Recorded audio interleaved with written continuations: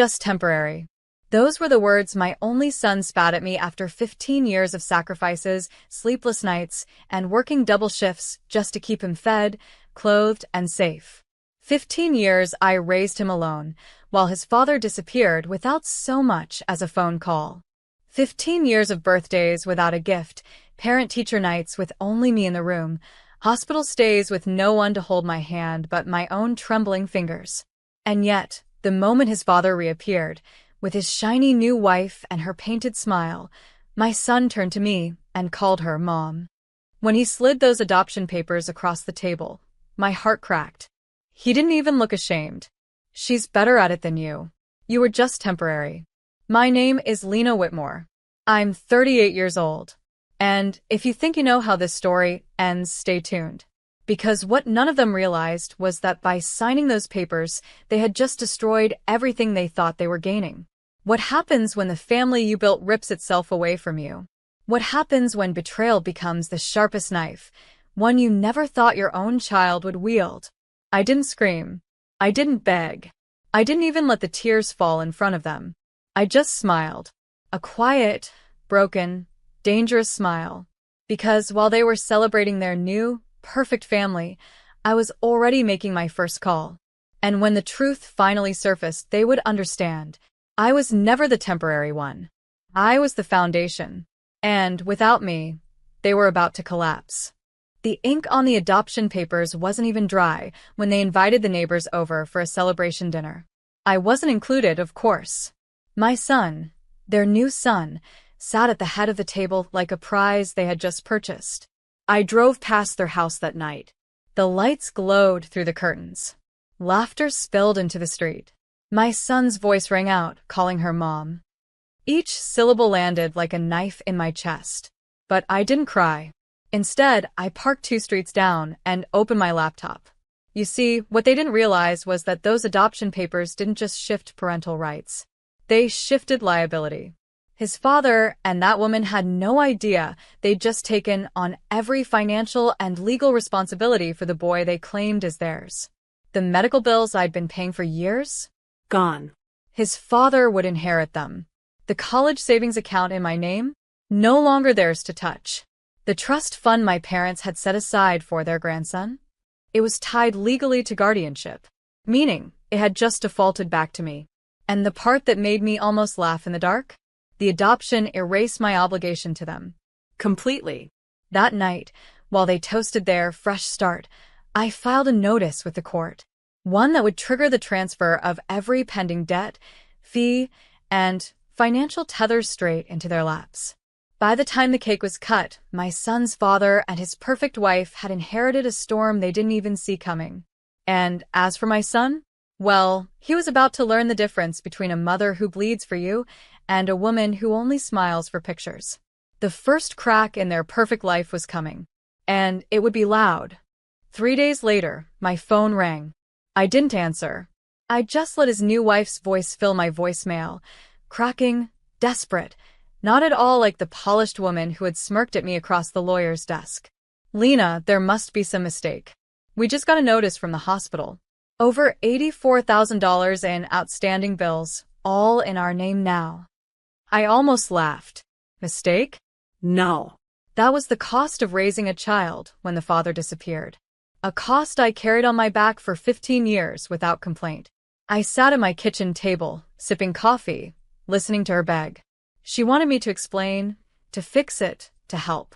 The same woman who once looked me in the eye and said, "You should be grateful we're taking him off your hands." Grateful. That word still burned. By noon, more messages poured in. Calls from my ex-husband. From his lawyer. Even from my son. His voice trembled as he asked, "Mom, what's happening? Why are they saying it's our debt now?" For the first time in weeks, he called me Mom. But it wasn't love, it was panic. I didn't answer him either. Instead, I forwarded every new bill, every insurance rejection, every medical debt I'd been holding on to, all neatly packaged to their attorney. Legally binding, airtight. My signature no longer required. The house of cards they built was already shaking. And as I sat back, a strange calm washed over me. This wasn't revenge by fire. This was revenge by silence. Because sometimes the most powerful sound in the world is the absence of your voice. And they were about to drown in it. The first time I saw them crack was at the grocery store. She was at the register, swiping her pristine credit card, when it was declined, twice. The cashier offered a quiet, embarrassed smile. She snapped, red-faced, fumbling for another card that barely scraped through. I stood 2 aisles away, unseen, watching the woman who once called me temporary crumble under the weight of the word permanent. By the following week, I got word through mutual acquaintances her boutique clothing store had temporarily closed. My ex-husband had started selling off his luxury watches online. They were cornered, scrambling, bleeding money they thought would last forever. And my son? He texted me, "Mom, Dad, and Sarah are fighting every night.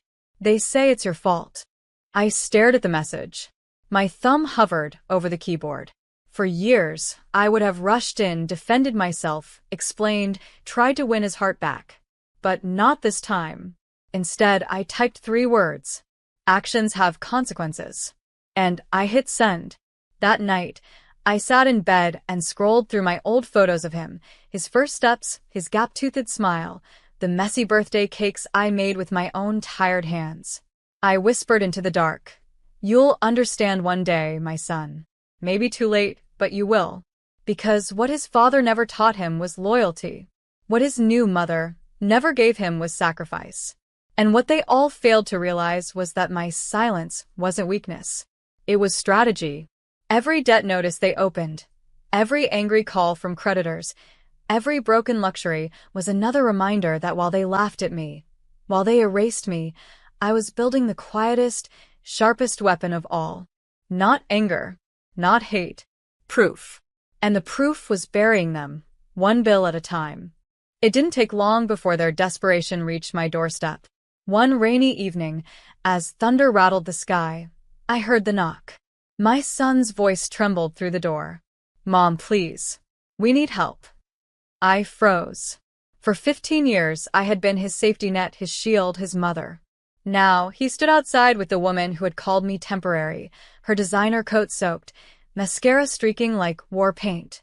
And beside her, my ex-husband, silent, jaw tight, eyes darting anywhere but mine. I opened the door just enough to meet their faces in the light. Sarah spoke first. We need a loan.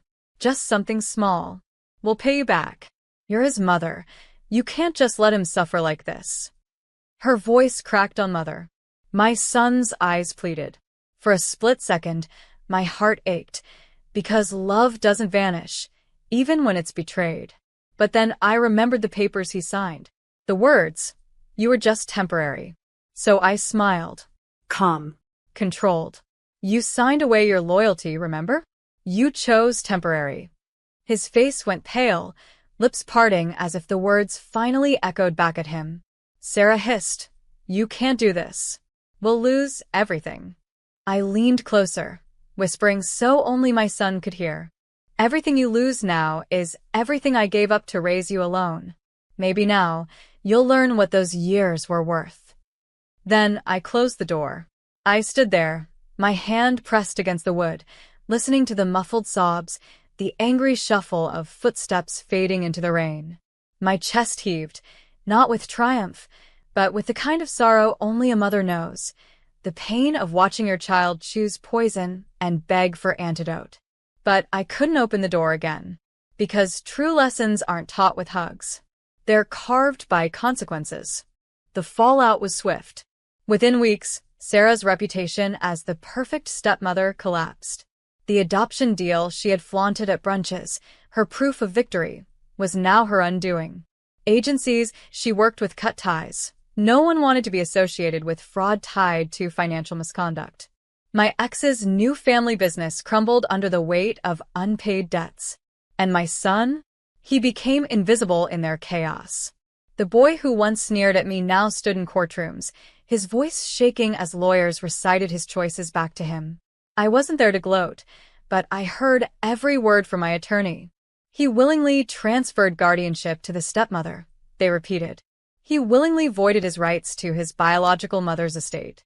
Willingly. That word echoed through the chambers like a gavel on stone. At night, my phone lit up with his messages. Mom, I didn't know what I was signing. Mom, she tricked me. Please, I just want to come home. Home. The same home where I once patched his scraped knees, where I worked double shifts to keep food on the table, where birthdays were celebrated with homemade cakes because money was tight, but love was full. And now he remembered it. But memories don't erase betrayal. I typed back, fingers steady. You told me I was temporary. And I believed you. I didn't press send. Instead, I saved the draft. My hands trembled not from rage anymore, but from grief. Because revenge doesn't silence the ache of motherhood. It only sharpens it. Still, I knew this.